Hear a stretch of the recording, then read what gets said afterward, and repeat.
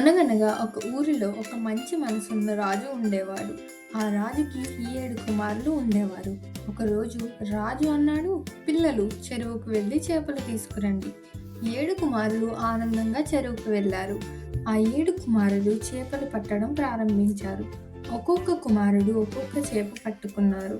ఆ చేపలను తీసుకుని రాజు దగ్గరికి వెళ్ళి చూపించారు.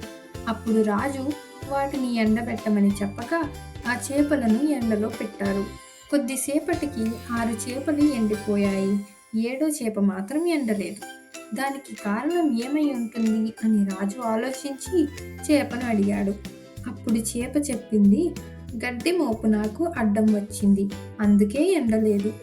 ఎందుకని గడ్డి మోపు చేపకు అడ్డం వచ్చింది అని ఆలోచించి రాజు గడ్డి మోపుని అడిగాడు, నువ్వెందుకు చేపకు అడ్డు వచ్చావు అని.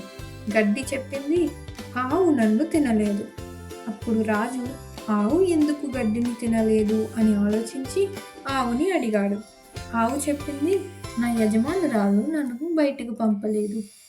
రాజు యజమానురాలు ఆవుని ఎందుకు బయటకు పంపలేదు అని ఆలోచించి చివరకు యజమానురాల్ని అడిగితే, నా మనవడు ఏడుస్తున్నాడు, అందుకే ఆవుని పంపలేదు అని చెప్పింది.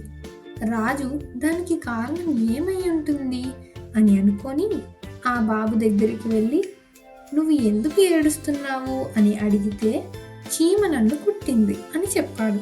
అప్పుడు రాజు చీమ ఎందుకని బాబుని కుట్టింది అని అనుకొని చీమను అడిగాడు.